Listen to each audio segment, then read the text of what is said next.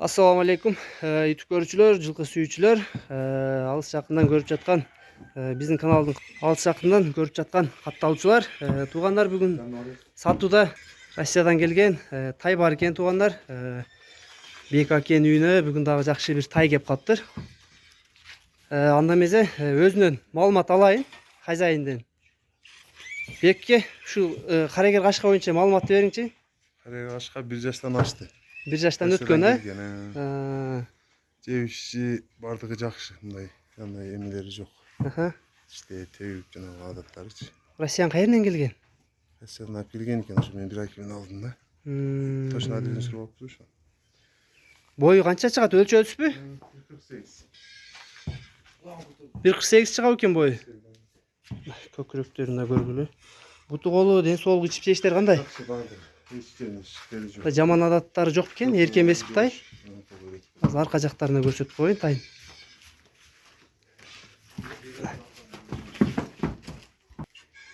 Соорулары, санеттерин да бир көрүп алгыла туугандар. Буттарын дагы жакшылап. Соору өңү карагер түс экен. Жанагар.